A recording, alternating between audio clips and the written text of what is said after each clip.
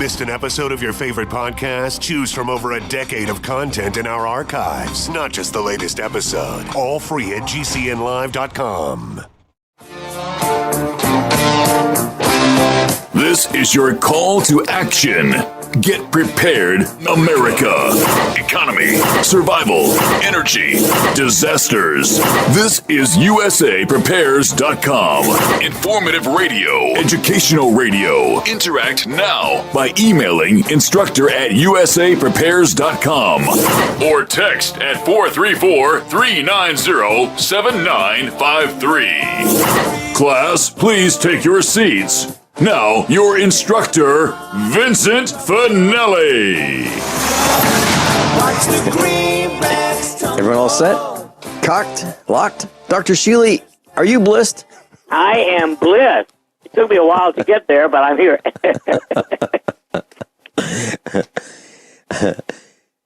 Class, your dial is set correctly to USAPrepares.com. We're delighted you're here. And we broadcast 2 hours, Monday through Friday, 9 to 11 a.m. Central Time. And if you'd like to call us, 866-582-9933, 866-582-9933. Listen line, 605-477-3249. The listen line is up 24 hours a day, so you can take us as you travel. Manny is engineering the broadcast today in Minnesota. Thank you, Manny, for being with us. Dr. Shealy, I have... I've been thinking about this for several days, and it's been very unsettling to me. I think I've connected some dots that lead to a national, if not a global, threat, and it has to do with hot water heaters, and it has to do with the composition of hot water heaters. And I'd like to share this with you, and it's going to take me several minutes, if not almost a segment, to describe what I have learned, how I've connected the dots. And I'd like to talk with you about being poisoned by our hot water heaters, by the water. Oh, yeah. Dr. Shealy, I believe this is a blockbuster. I don't think that this has been discussed on radio yet, anywhere. And, here we go. So this may not sound like a medical issue when I first describe how this happened, but be assured that this will be absolutely tied to medicine, health, longevity, poisoning, dementia, Alzheimer's, forgetfulness, maybe Parkinson's, as you hear more of this broadcast. So here we go. About 10 years ago, I bought a hot water heater. Actually, I bought two of them from Lowe's, the big box home improvement store. And they were being marketed as a lifetime hot water heater. And I was thinking, wow, this is great. I can buy a 50-gallon and an 80-gallon, put them in our farm, and I'll never have to pay for another hot water heater again, because they're guaranteed for life. Well, one of them started leaking. So I called the number. I said, don't call the store, call this 800 number, right on the hot water heater. And by the way, the label on the hot water heater says, when it talks about the contents and the warranty, it says lifetime. So I'm not making this up. They don't sell them anymore, but they did about 10 years ago, and they just discontinued them. So it started leaking, and I called the 800 number that was posted for technical support, and I went through diagnostics with the customer service representative on the other end of the phone. Very polite, nice guy. We talked about hot water heaters, and I asked him about how long do they last? And he said, 10, 12 years. And I said, okay, is there anything different between the low-end hot water heaters, the ones that are the least expensive, and this, by the way, the gentleman I spoke with was a representative of A.O. Smith, and I asked him if he was an employee of Whirlpool. He said, no, A.O. Smith, because A.O. Smith, the water heater company, owns the American brand, and I believe it's American hot water heaters, and also the Whirlpool brand. And we happen to have two of the Whirlpool brands. And I said, so is there a difference between the lower cost ones that are being sold with a 6-year warranty and the ones with a longer warranty? He said, no. I said, no, there's no difference except the warranty. So the thickness of the metal shell, the elements, all that, he said, is the same. What you're paying for is an insurance policy to prevent you from having to buy another hot water heater between the 6-year period and the 12-year period. That's all you get. So it's not heavier paint. It's not heavier anything. It's the same hot water heater. And so I was thinking about this, and I was thinking about, boy, I bought this Lifetime hot water heater, actually two of them, and one of them is leaking. And so it's about time for it to start leaking because this is about the end of the life expectancy. So I called Lowe's, and I asked them if they had an 80-gallon hot water heater, a lifetime warranty. No, the answer is no, they do not. They stopped selling them. So as a consumer, I'm pretty frosted because I'm thinking I bought a lifetime hot water heater, and if it failed, I'd get another lifetime hot water heater. That's not the case because they don't have them. They don't have lifetime hot water heaters, but they do have an 80-gallon, but the 80-gallon will cost between $1,500 and $2,000 because according to the technician, our customer service representative from A.O. Smith, that the federal government has changed the rules and they wouldn't let water heater companies manufacture a standard hot water heater that has elements, resistive elements, and in the 80-gallon size because it doesn't meet the EPA requirements. So the manufacturers, most of them who have still maintained the business in the 80-gallon hot water heater size, have added heat pumps to the top of the hot water heater. So now the hot water heaters are taller and they are larger in diameter. And that means that if you've got a tight fit for your hot water heater, the new one that you're going to get now, if it's an 80-gallon, may not fit because it's going to be larger in diameter, between 3 and 6 inches larger in diameter, and taller. And I said, it's got a heat pump, so it's going to take the heat out of the air of the room in the where the hot water heater is. And he said, yes. And I said, there's not enough heat in this room. Now imagine someone who has a closet and they put their hot water heater in the closet or in a small room. You may not have enough air circulating in that little room to get the heat out of the air and put it into the water because that's what you're going to be doing. That's what a heat pump does. It takes heat from one location and puts it into another. In this case, it's going to take it out of the room and put it into the water. That's really hard to do. It takes about 1,000 cubic feet of air to run this hot water heater. Okay, set that aside. So over the years, I have been experiencing problems with this hot water heater because it clogs up. And what I do is I take a hose, like a garden hose, and I drain the hot water heater and flush it out. And what comes out is this gooey, gelatinous stuff. It looks like Jell-O, but clear. And this stuff comes out of the bottom of the hot water heater, and I drain it once a month. And by the way, that's what you're supposed to do. Now, what is that goo? And this is where we get into the medical part of this discussion. That goo is the anode of the hot water heater sacrificing itself so that the tank will last longer. Now let me switch gears for a second and tell you about another kind of a tank. And this will kind of explain the situation. So when I lived in Virginia, I talked to the propane company and they said, okay, we'll let you have a propane tank. As a matter of fact, we'll provide it. And all you have to do is buy propane from us. And I said, what a great idea. Can I have one that's underground? And they said, sure. And they said, but you'll have to install it. I said, okay, I can do that. I've got a little tiny backhoe attachment for my tractor, and I'll dig a hole and put it in there. And they told me how to do it. And it came with a anode package. Here's what that is. So this is like a regular propane tank. It's got extra layers of paint on it. It's to be buried underground, about a couple feet underground. It has a riser so you can lift the hatch and read the gauges and fill it and so forth. But all you see is a little tiny dome about 2 feet in diameter. But you don't see the big white tanks.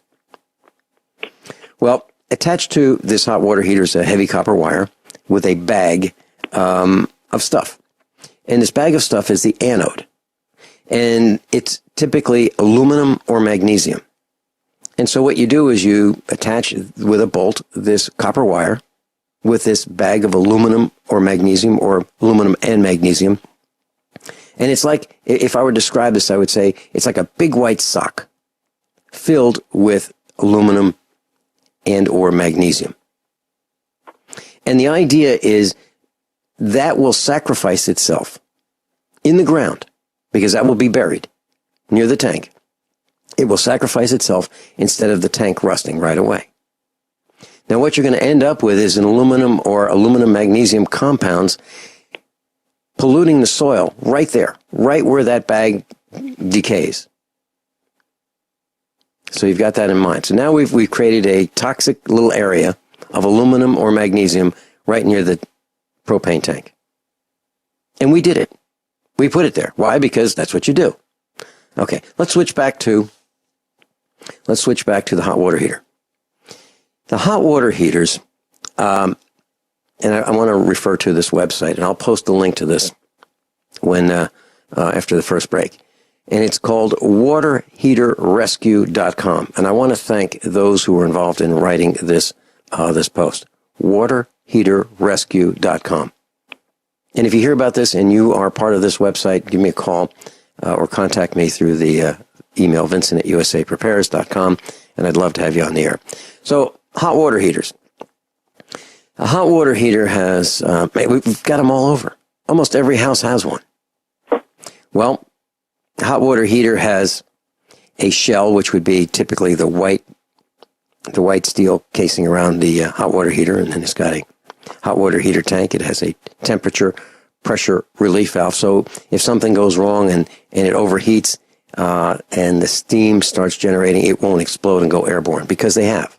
Hot water heaters have launched through the floor when they have failed because of the pressure of the steam inside. So they have a pressure relief valve. It's called a T and P. T, the letter T, Tom, and P, Peter, relief valve. And it has connections to your plumbing. If it's a gas one, it has a draft diverter. If you're in an earthquake area like California, it has an earthquake strap. It has a T&P drain line, so that when the valve opens up because of too much pressure, it will send that steam and hot water heater downward toward the floor rather than burn anyone around it. It has a temperature control. It sits on a pedestal. It has, if it's gas, it has a combustion chamber and a drain valve. When we come back, let's talk about the thing that I'm very concerned about, the anode. And this is going to be shocking, and I'm not kidding. Class, very serious broadcast today with Dr. Norman Shealy. And if you'd like to go to his website, normshealy.com, NORMSHEALY.com. Dr. Shealy is a medical doctor, a brain surgeon, surgeon of the year, author of well over 30 books, PhD times 3. Very well respected, travels and speaks internationally. And here we are with this information about my question is, are hot water heaters toxic? Are they causing diseases that are slowly taking us out? And Dr. Shealy, a couple days ago, I had a chance to discuss this issue or bring it up with two people I really respect. One is a nurse I've known about 10 years, and one's a medical doctor I've known for about 10 years as well. And I mentioned this, the anodes in hot water heaters. And both said that they had not seen any information about this. And I said, I know. I haven't either. And we're connecting the dots right now. And they were very interested in this. And they said, if I have any information, send it their way. So what I'm going to do is send them a link to this broadcast. So here's what happens, Dr. Shealy. In these hot water heaters, there is a rod about 3/4 of an inch in diameter, about roughly the diameter of a quarter, a U.S. token called a quarter. And it can be about 44 inches long, and it's screwed in with a pipe thread at the top of the hot water heater, and it is sacrificed so that it will sacrifice itself rather than the steel of the hot water heater being sacrificed. And it will help the hot water heater last longer. Now, the question is, and I've got a lot more information about this, and I'd like to read some of this article from waterheaterrescue.com, but my question for you, Dr. Shealy, is are you concerned about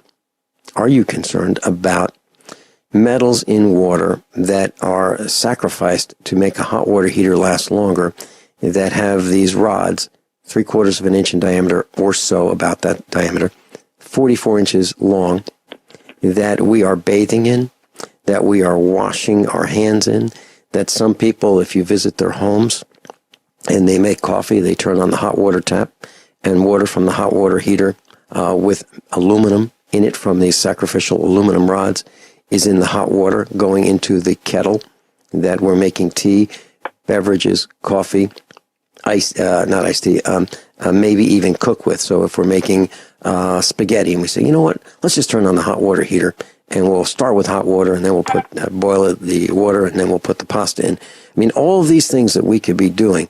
Do you have a concern, Dr. Shealy? Yes. May I go further? Please do. You know, interestingly, I looked up hot water heater anodes. According to the Internet, aluminum anode is the traditional metal rod often found in, quote, older tanks and hot water systems, and was the reason mothers prevented their children from drinking from the hot water tap. Then there's a magnesium anode, there's a zinc anode, and I still haven't figured out what these are, combination anode and impressed current rods. But in other words, the one that I would worry most about, of course, is the aluminum. Aluminum is unequivocally bad for the human body. Magnesium, I wouldn't worry so much about it because our food supply is deficient in magnesium. Zinc, again, I wouldn't want a large amount of zinc coming into my mouth as well. So, yeah, interestingly, about 2 months ago, my hot water just wasn't hot. It was warm. So Joe came up and checked it. And hot water heater was put in 2002. And it was corroded with lime and stuff. He cleaned that out, and the hot water is hot as it's ever been again. So here we have a tank that is almost 15 years old. I don't remember what kind of warranty, if any, came with it. But I'm sure that the anode in there has been around for a long time. That's worrisome. It is. And when we come back, let's talk more about this. And I've got some more information from waterheaterrescue.com, and I'll post that during this broadcast so you'll be able to read this article for yourself. To me, it's quite alarming, and I'll tell you why when we come back. Class, you're listening to a special report on hot water heaters, and the question is toxicity. And for those who have called about other topics, our engineer, John, has mentioned offline that you have to call second hour for off-topic calls about other things with Dr. Norman Shealy because we're trying to stay on track. We've got Judy in Missouri. If you just hold for a second, I'd like to mention why, and this is of concern to me. Dr. Shealy, most of us take showers daily and or bathe daily. And so our pores get opened up by the hot water. And my concern is those pores get filled with water that has aluminum. And my major concern is the aluminum anodes. Just as my concern about antiperspirants that are being sold that have aluminum compounds in them that people put under their arms, and the aluminum is absorbed through their skin by applying antiperspirants. I'm not talking about deodorants. I'm talking about antiperspirants. Dr. Shealy, is that a concern for you as well? Because yes, I gave up those things over 40 years ago. I, under no circumstance, would use an antiperspirant that has deodorant in it. You mean aluminum? Yeah, brains are wonderful when they work. I gave up aluminum baking. Remember, baking powder has aluminum in it. Yeah, as a matter of fact, during this discussion with this nurse, Mrs. Finelli mentioned baking powder, and she says that she reads all the ingredients on the baking powder canisters, and make sure that it is aluminum free. So, right. Class, baking powder does have aluminum in it. So you might want to, if you're in this class, I'm certain you will avoid buying baking powder with aluminum in it. Judy in Missouri, you've got a question about hot water heaters? I was wondering. Judy? Yes. Hi, can you hear me? Yes. Yep. Okay, hi. Thank you for having this show. I was wondering about, when you're talking about the hot water, about Roundup from the wells, but that's another topic. I was going to ask you if there's an anode in electric hot water heaters. Yes.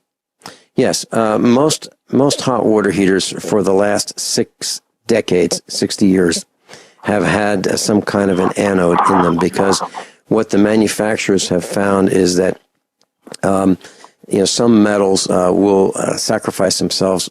Some metals, we'll call it rust. Some metals will rust, if you will, sooner than others. So they'll put a metal that will rust sooner in with a metal that they don't want to rust. And those would be called the anodes.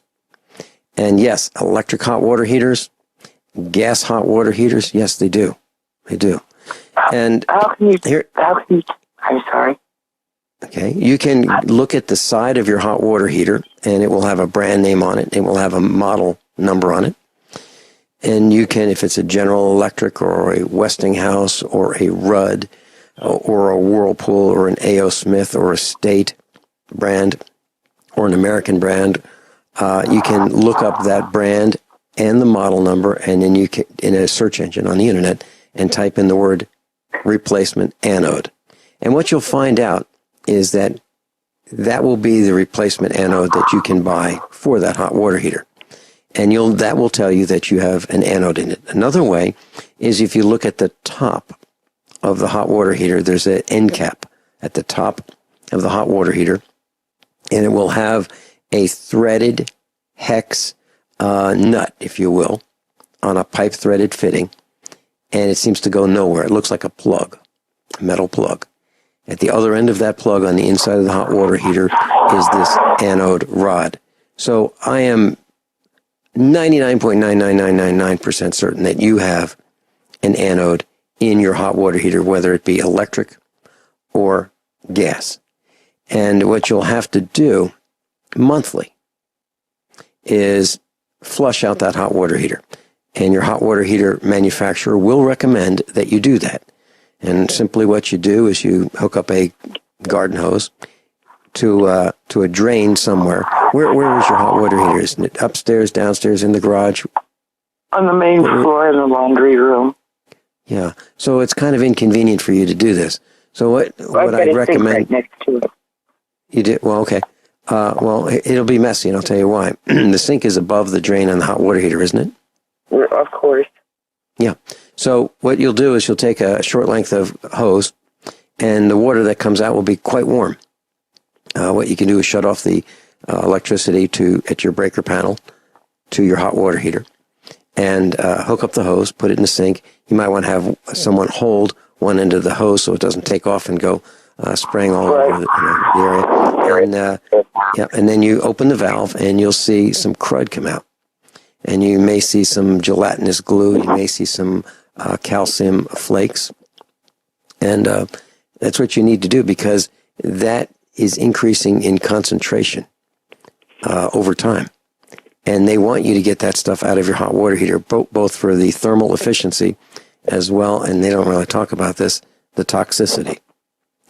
And then what I've been exploring is finding not aluminum anodes, but magnesium anodes. And I'm going to do a little more research to figure out if if we can do a one-for-one substitution.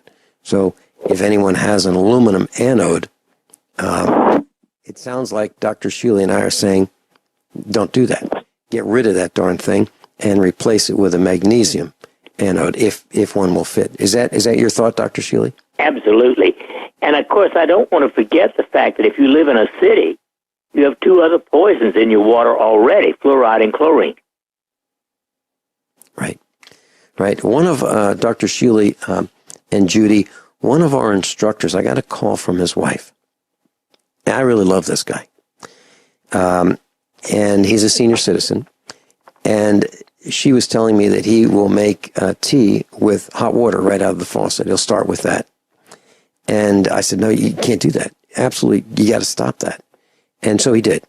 But he was making warm tea with hot water right out of the faucet. And I explained about the aluminum and the anodes and how dangerous this could be. So he stopped it on the spot. But what I'm saying is here you can even have brilliant people, absolutely brilliant, who just don't know about this. And why is it that we don't know about it? Because we don't install our own hot water heaters for the most part. We don't do the research to figure out, what's involved. These hot water heaters just sit there. They sit there and they make hot water for year after year after year, and we don't think about them because it just works. It's a pretty reliable product. So hardly anybody knows that these hot water heaters have sacrificial anodes. And even fewer people know that they have a choice between aluminum and magnesium. Dr. And I'm laughing at the idea of sacrificial. Imagine sacrificing aluminum. Oof. So here, well, I think if you read between the lines, Judy, if you read between the lines, Dr. Shealy is kind of chuckling because we pulled aluminum cookware out of our kitchens, that new miracle metal, because it was lighter than cast iron. Those kettles, those large pots that we would cook spaghetti sauce in hour after hour in those cast iron large pots. We replaced them because it was easier on the lady of the house to wash aluminum. It was lightweight. The problem is the acid in the tomato sauce would eat into the aluminum, and we were poisoning ourselves with the slowly eating of the aluminum cookware. That's what we were doing. So most people have gotten rid of their aluminum cookware. We've replaced that with stainless steel. Judy, do you have another question? No, I really appreciate you taking the time to answer the question. Sure. Great. Thanks, Judy. Judy, thank you so much for being with us. Bye-bye. Bye. I could hear the concern in Judy's voice, Dr. Shealy. Yep. Well, obviously, you have discovered something I did not even know about, and I'm going to try to look up the anode in my hot water heater and find out. I hope it's magnesium. Well, if it's not, you can change it. Right. I have a neighbor who has an outdoor wood furnace that provides his hot water and he has a service company come every year to change his anode out because it sacrifices itself and it is disintegrating. So in order for him to preserve the life of this, let's say $8,000 outdoor hot water heater system, wood-fired, he replaces his anode. Now, I'm not sure if his anode or anodes are part of the domestic hot water where he actually, where the water he drinks is in contact with the anode or not. I don't know that. But he does replace an anode or anodes annually. Dr. Shealy, I'd like to continue, if that's okay with you, and share some more information from waterheaterrescue.com. Yep. And it goes on to say most people have never heard of sacrificial anodes, even though they've been a key to water heater longevity for decades. This may be the single most important page on this guy's website. It won't take you too long to read these words, even if you skip everything else. He wants you to read this, and I do too, and I'll post this. The single most important factor in whether a hot water heater lives or dies is the condition of its sacrificial anode. For more than 60 years, it's been used as a key part of the rust protection of a tank, although few people know it's there. The rod is made of magnesium or aluminum that's formed around a steel core wire and is screwed into the top of the tank. A 6-year warranty residential tank will have one, while a 12-year warranty tank will have two, or an extra large primary anode. Commercial tanks have from 1 to 5. Special aluminum zinc sacrificial anodes or powered anodes can be used to resolve odor problems caused by bacteria in some water. We'll continue when we come back. That's Dr. Norman Shealy's with us, and we're talking about what we've done here at usaprepares.com, and we've connected dots about hot water heaters and the anodes. And it's common. It's been going on. Anodes have been inserted in hot water heaters for about 6 decades. And the article, waterheaterrescue.com, goes on to say, when the tank is filled with water, an electrochemical process begins whereby sacrificial anodes are consumed to protect a small amount of exposed steel. When two metals are physically connected in water, one will corrode away to protect another. Sometimes that's bad, but often it's good. Although few people have heard of this, the principle that is used all over the place, anywhere that someone wants to protect metal exposed to water, it's used all over the place. In marine applications, anodes are known as zincs, Z-I-N-C-S, and are usually made of that metal. All metals fall somewhere on the galvanic scale of reactivity. When two are placed together in water, the nobler or less reactive one will remain intact while the more reactive corrodes. When steel and copper are together, the steel will be the one that corrodes. Indeed, steel is more likely to rust in the presence of copper than it would have been by itself. That's why a dielectric is often used when copper plumbing is used. Magnesium and aluminum are less noble than steel, which is why they're used for anode rods. Remember, the anode is screwed into the tank. That means it can be unscrewed and replaced.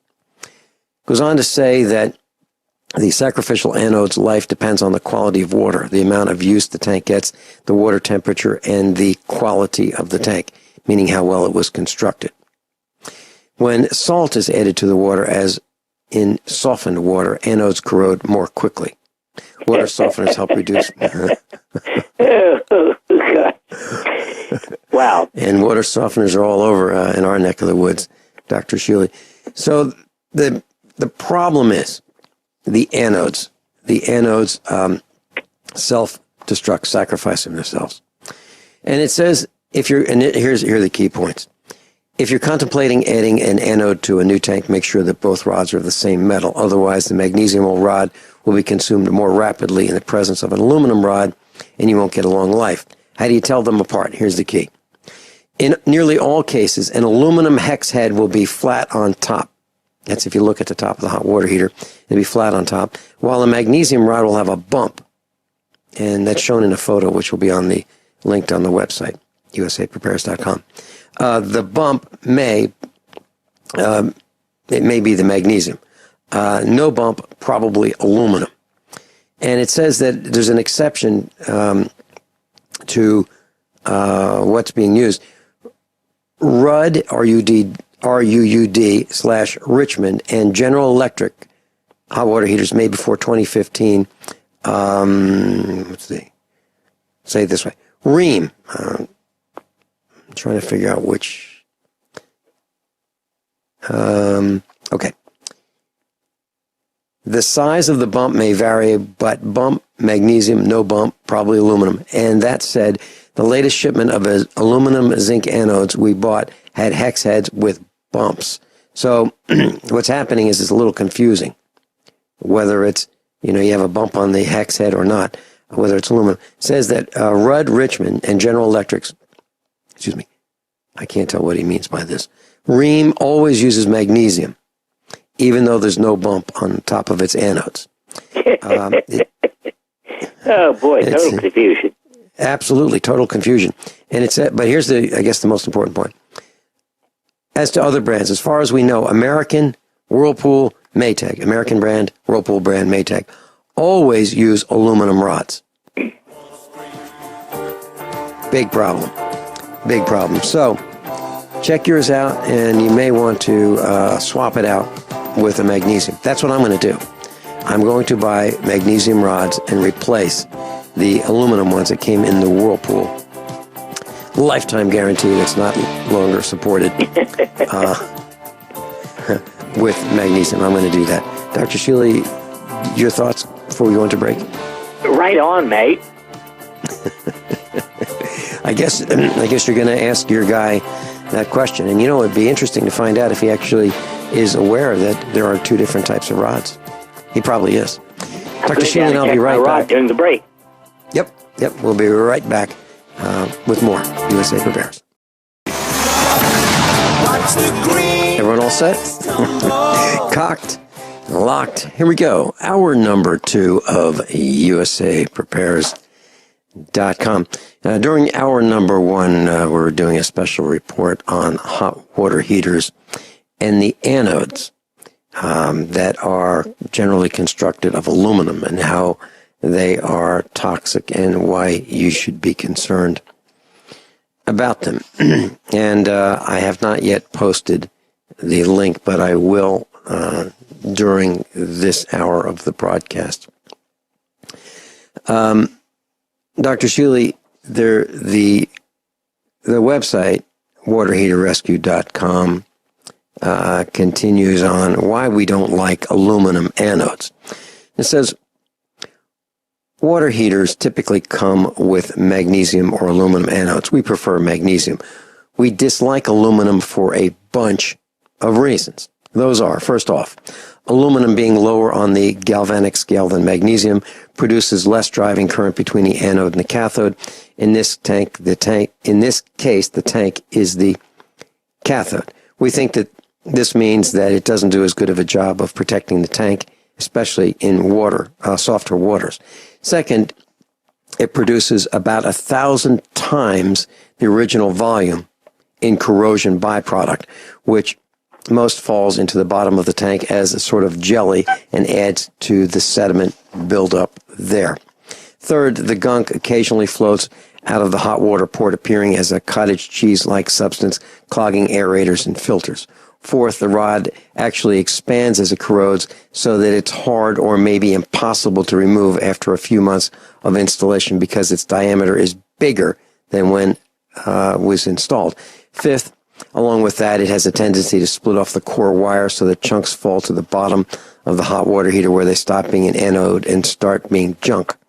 This also means that if you try to take one out at that point, it may split away from the core and snag in the underside of the top of the tank, like a fishhook would snag.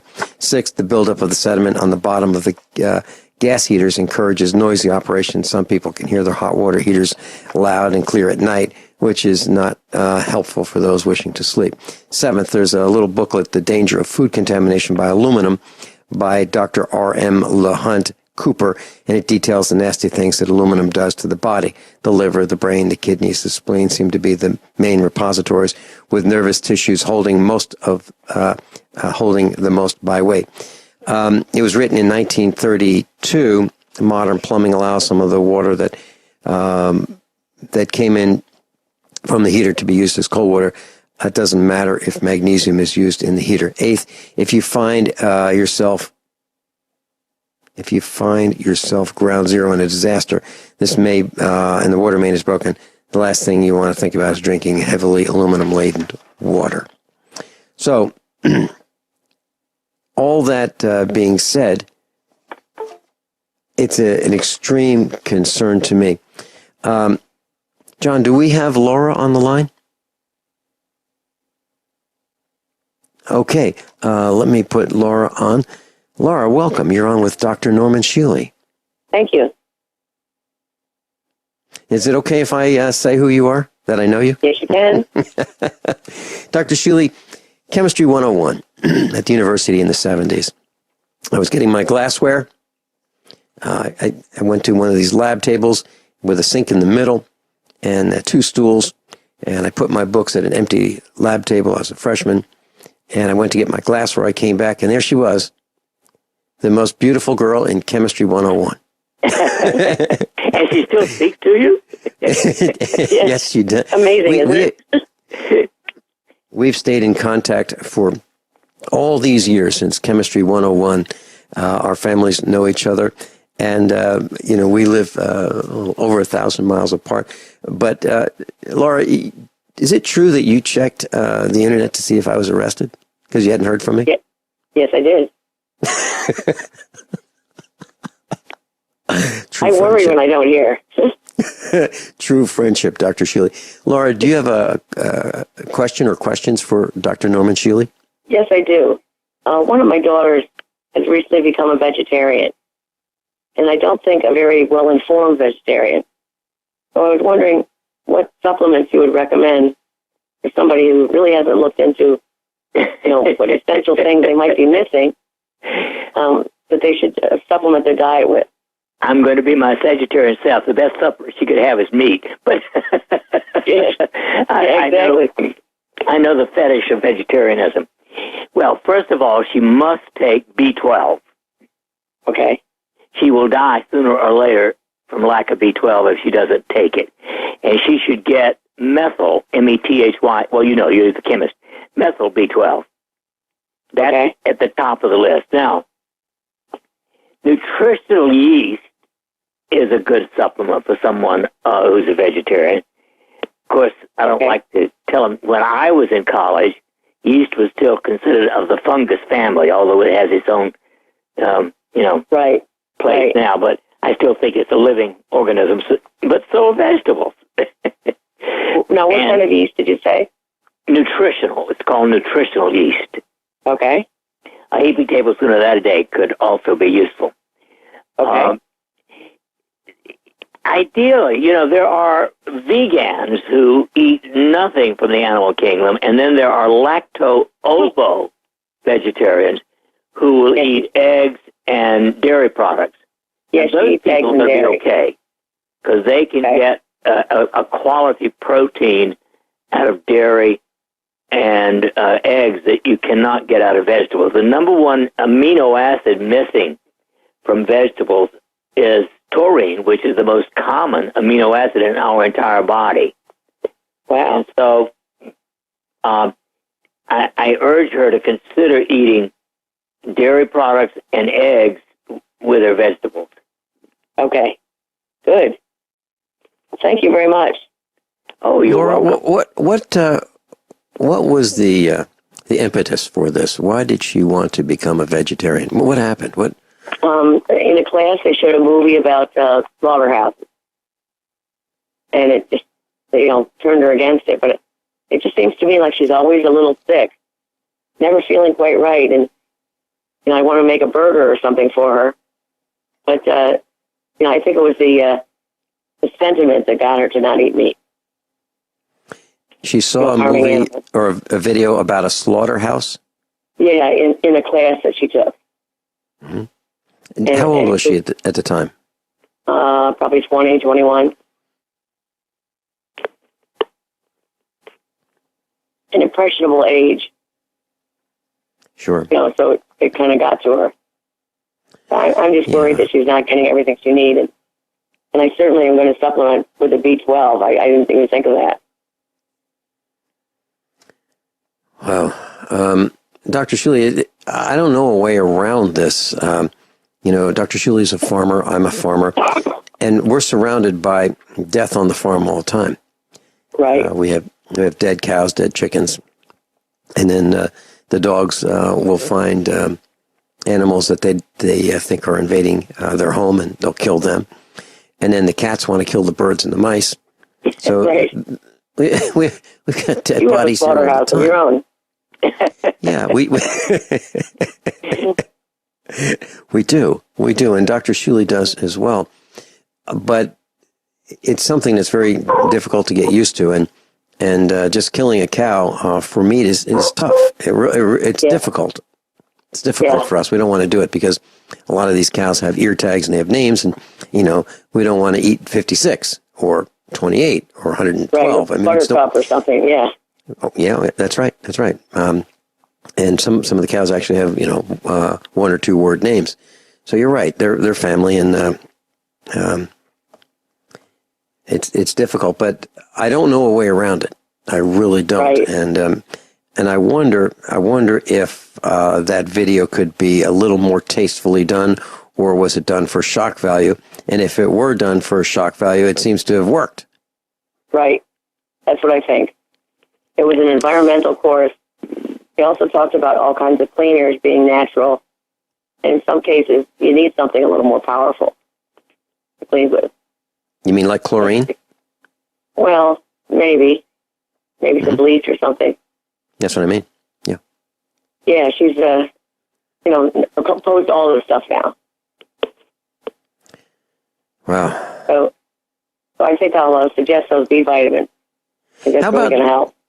How about asking to meet with that instructor and getting a copy of that video so you can watch it yourself and then discuss it? Have your husband and you and everybody watch it and then discuss what it really means. Yeah, that's true. Because and whether it's appropriate in a class. Yeah. Yeah. And what was the intent? Was the intent to stop meat eaters? I mean, it seems that there is an assault on farmers right now.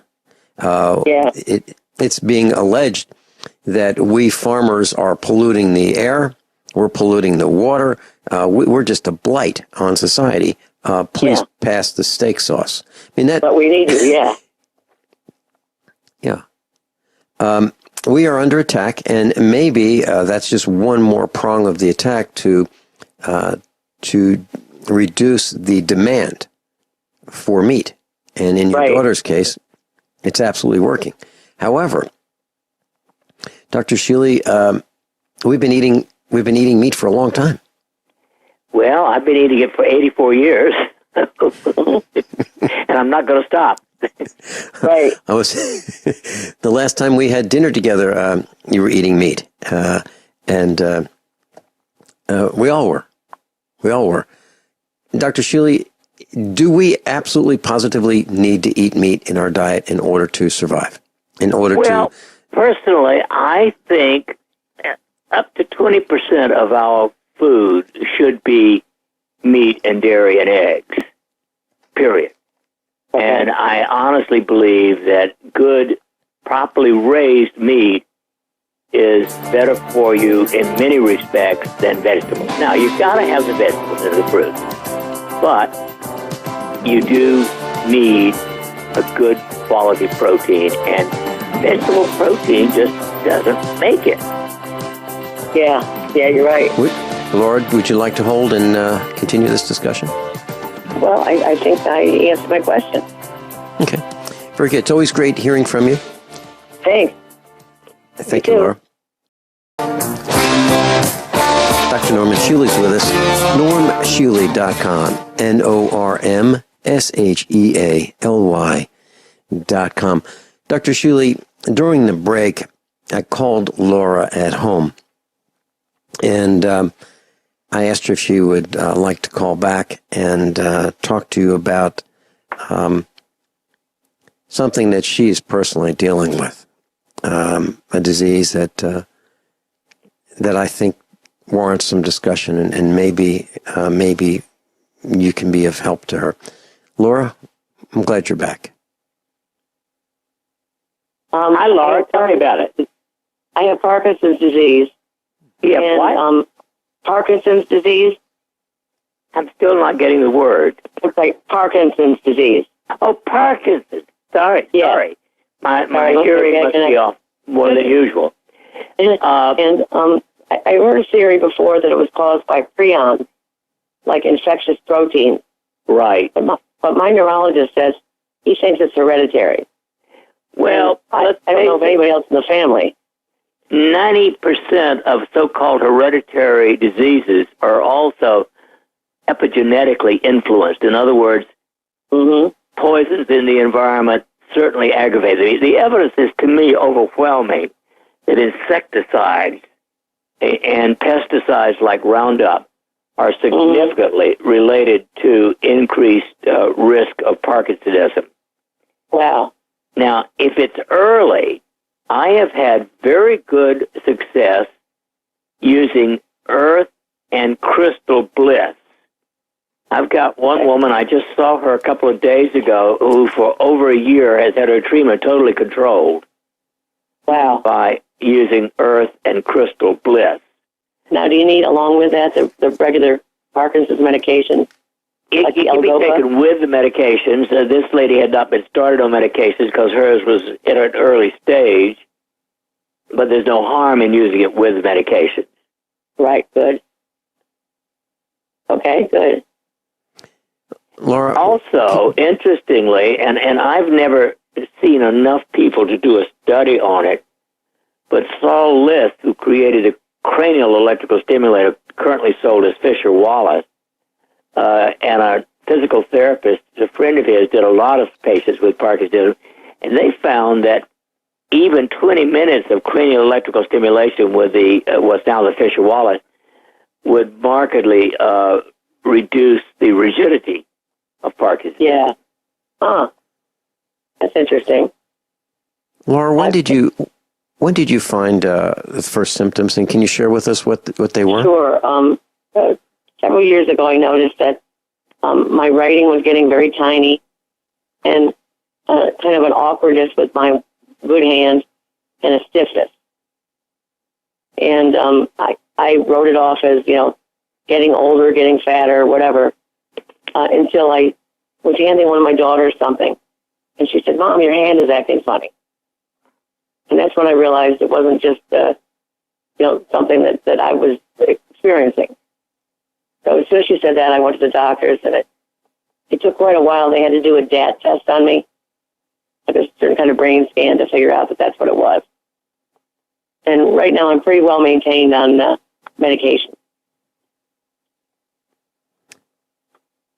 Would you like to share with us what that medication is? Yeah, it's, a form of L-Dopa, Rytary, and then a carbidopa along with it for to ease the stomach issues that come with it. I think that's called Lodocin. Yeah, that's the common stuff. Right, and so far so good. It made a big improvement. If I don't pay attention, my writing is still very small. But if I concentrate, I can write big now. Now, is the tremor more a problem or the rigidity? I guess the rigidity.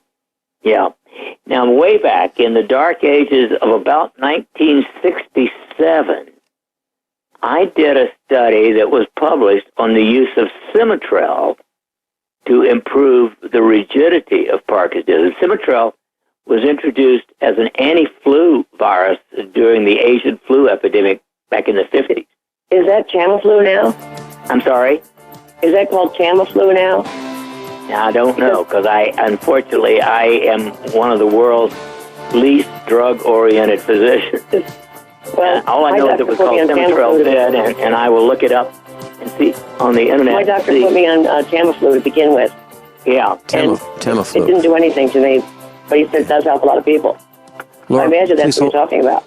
We're going into a break. Hold that thought. And Dr. Shealy, Laura is still with us. Laura, were you talking about Tamiflu? Right. Tamiflu apparently that's different. one medication No, that can be used. amantadine. Simitrel is called amantadine. That's the generic form. And Tamiflu is a totally different product. Well, apparently they're looking into that, too. Right.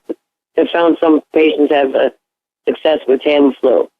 It didn't do anything for me one way or the other. I think it is a later derivative from the original Simitrel, but I don't know the chemistry of it. Dr. So now I'm Shealy, just on the routine stuff, and it seems to be doing okay for now. I'm knocking wood. Great. Yeah, exactly. Dr. Shealy, I was looking on the internet over the years, and it seems to be that there is a link between aluminum toxicity, and we were talking about that during hour number 1, with the hot water heater problem that we've connected the dots to, and Parkinson's disease as a neurotoxin. Right. Is it also Alzheimer's? Is definitely related to aluminum. Mm-hmm. Wow. And I mentioned when I talked to Laura off the air between these two phone calls, this one and the previous phone call today with her, I mentioned hot water heaters and how they needed to be flushed. And Laura, you said something that nobody does that. Nobody flushes their hot water heaters, right? No. Never.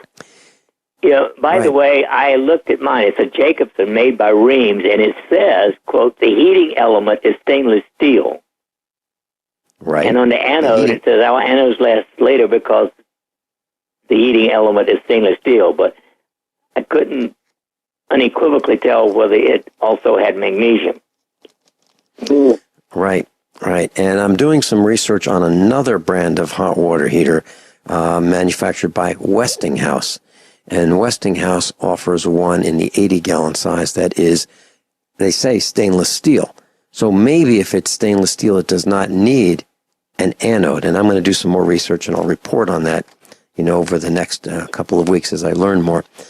But Dr. Shealy, would you suggest that Laura pay attention to aluminum everywhere in her diet? Oh, absolutely. Where would it be in my diet? Right. No salt that has, some salt has aluminum in it. Deodorants we talked about, the cooking utensils, all the aluminum foil. None of those things do I have in my house. Laura, also... So make sure cookware doesn't have aluminum, as you said? Right. Okay. No aluminum cookware should be used. And Laura, I'm sure your mom, and I know my mom, back in the 50s and 60s were enticed by marketing to get rid of those heavy cast iron pots and pans and go to new club, C-L-U-B, aluminum, and how light and easy it is to, they all did it. And the moms were conned into thinking that this was the way to go. And then, of course, we made spaghetti sauce, which is acidic, and we boiled it, or we simmered it for hours on the stove, and increased the level of aluminum in our bodies. And I don't know anybody, Laura, who says, my memory is so much better than it used to be. Right. Certainly not me.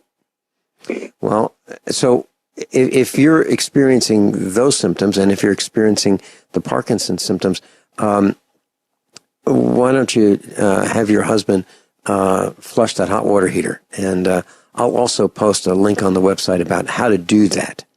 And so he can go. There'll be several articles. One from Viartis, VIARTIS.net, about Parkinson's and a link to aluminum. I'll post another one about the hot water heaters that we talked about during hour number 1 today with Dr. Norman Shealy. And I'll post another one about how to flush out your hot water heaters.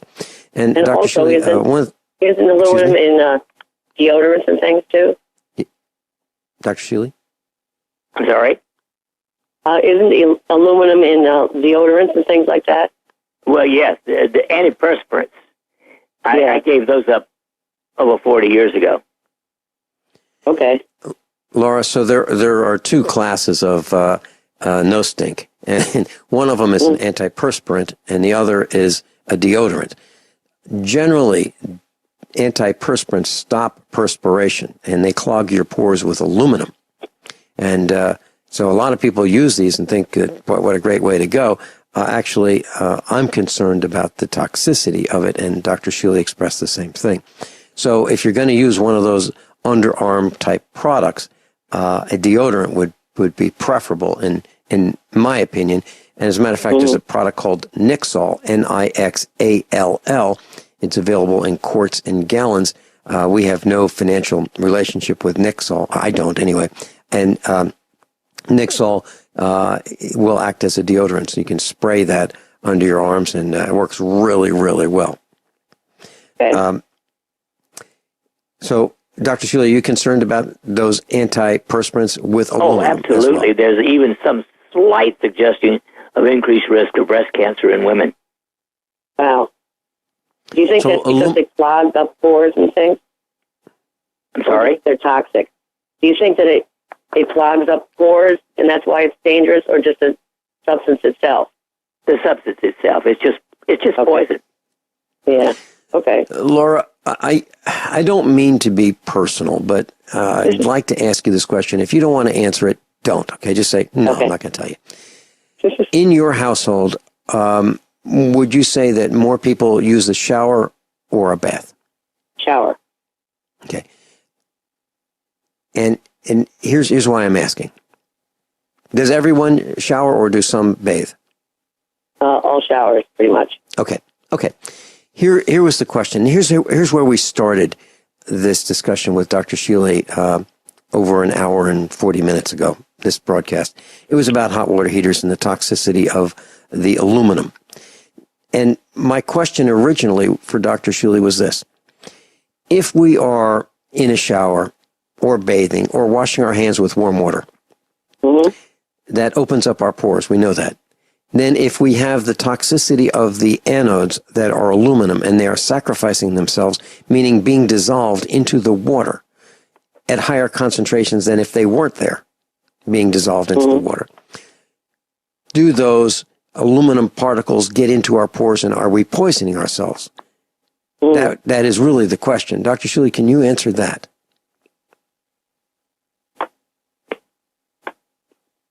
Did I lose Dr. Shealy? I'm sorry? Oh, so my question, Dr. Shealy, is if we are taking a shower or we're You can bathing, absorb aluminum out of the water. yes. And do you think that could lead to some of these diseases that are caused by neurotoxins, like aluminum? Absolutely. Wow. Okay. So, Laura, here's the answer. The answer is we got to flush our hot water heaters, number one. And that's done with a garden hose at the bottom of the hot water heater, and you run that out into a drain and flush it out. Now, typical hot water heater, it starts at about 30 gallons. That'd be a small one. 30 gallons of water you're going to dump. Okay. You got to shut off the, if it's a gas hot water heater, you want to shut off the gas to it and shut it down because you don't want it running without water in the tank. If it's electric, you want to shut off the electricity to it because you don't want those elements burning up. They will burn up if they are not submerged in water. Shut that off. And then you're going to drain it from the bottom. Now, how often drain should all the this water. be done? Once a month. Okay. And you'll find if you put it, what we did at our house is we took a bucket that happened to be clear plastic, and I did it when the hot water wasn't quite at full temperature. I shut it down, and then I let it cool off the hot water heater for hours and hours and hours, and then I drained it. And what we saw were chunks and jelly-like substances in the bottom of the hot water heater. And if you see that, you're going to stop drinking hot water. Absolutely, you're going to stop drinking it. Yeah. It's disgusting. And that is the highest concentrations of the aluminum in your hot water heater, right down there at the bottom. Now, what happens with a hot water heater is cold water enters the hot water heater to replace the hot water that comes out as hot water out of the top. So the cold water goes down a tube to the bottom of the hot water heater, and it replaces the hot water that goes out of the top. But it stirs up some of that gelatinous goo, the aluminum compounds, and it mixes with the hot water. That's our concern. And as this article said, that the aluminum anode rod can expand to 1,000 times its original size. How big is it? It's about 44 inches long and about 3/4 of an inch in diameter. So it can expand to 1,000 times that size. So no question this is entering our bodies through our pores, and we're drinking it. And some of us are drinking it when we turn on the faucet. And here's something that Laura and I talked about as a concern. So Dr. Shealy, those of us who have these faucets that are single lever, and a lot of us do in the kitchens, the last person that uses the faucet maybe to wash something in the sink or wash our hands, we use the hot water and we shut it off. The next person comes over, flips it over to cold, and gets a drink of water. But in the faucet, in the plumbing, between the valve, the single lever valve, and the end of the aerator, is filled with hot water. And that's right. You're still getting at least a glass of hot water. Correct. So that is the concern. So what we do in our house is we flush out the line regardless. If we're going to take cold water out of it for, let's say, we're going to cook something with cold water out of the faucet. If we're going to do that, we will flush the line out to make sure, absolutely certain, that there's no hot water in the line. And that can take just a few seconds. Mm-hmm. So, Laura, I suggest that you maybe share this broadcast with your family. Sit down and it's available on YouTube. It's available on GCNlive.com. It's available on republicbroadcasting.org. And thank you very much. I appreciate it. Is there anything else that we can do for you? Is there anything else, Laura? I think Laura is gone. Dr. Shealy and I will be right back after these few short commercial announcements. Kyle's on hold in Montana. Please hold that thought, Kyle. We'll be right with you. Class, you've been listening to a special broadcast about aluminum toxicity, hot water heaters, and our concerns. These are our opinions. I suggest that you share this broadcast with friends and family and consider changing out that aluminum anode rod that is likely to be in your hot water heater. Kyle in Montana, welcome. You're on with Dr. Norm Shealy. Good morning, gentlemen. I hate to take a left turn here, Vince, at the end of the show, but I was going to ask, I've been reading a book by Dr. William Davis called Wheat Belly. And I was going to get Dr. Shealy's advice or thoughts on this. He makes the claim in this book that the stuff we're eating nowadays for wheat doesn't even resemble the original wheat of, the original einkorn wheat that had 14 chromosomes, whereas this new stuff that we're eating today had thousands and thousands of chromosomes. And he makes a lot of case for every kind of basic disease problem that you can imagine for the use of taking in this wheat because of the type of gluten that is in it.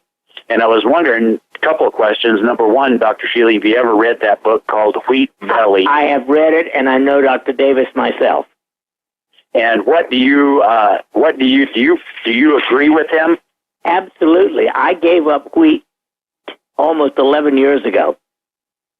Wow.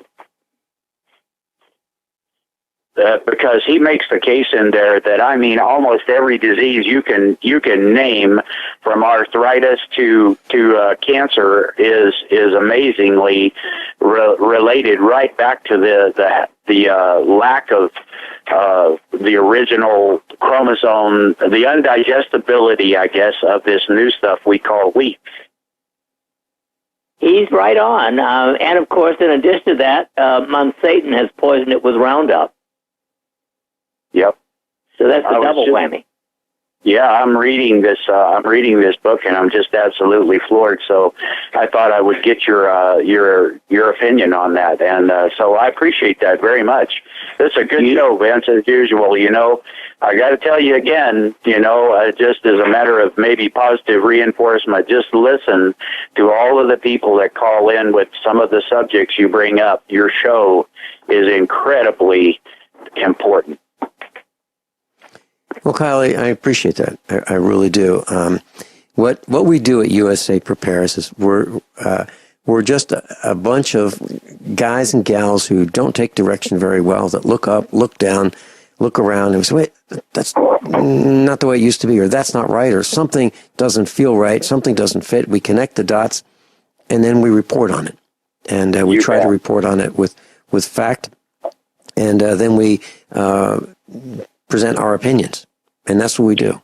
And I got to thank the faculty of USA Prepares. They are the brightest people I know. And I am so fortunate. I'm so fortunate to have friends like Dr. Shealy, friends like Kyle in Montana, you, and your wife, and so many others. I am so blessed. I really am. And I'm humbled. I am humbled that this has happened. Well, it's just, I'll I'm tell not you, even sure Vince, how it happened. we're the ones that feel blessed because of your intuitiveness and your willingness, and Dr. Shealy and, all of the people that you have on there. The show you had yesterday was fantastic. I listened to it again just because it was just the mechanic. I can't remember his name, but he is so funny. It cracks me up. But, laughter is good for people, and it's good to mix some of this news that we need to take pay attention to the humor that always seems to just radiate through your show, and it's just an excellent job, and I appreciate you and Dr. Shealy very much. Thank you again, and I'll let you guys finish the show up. Thanks a lot.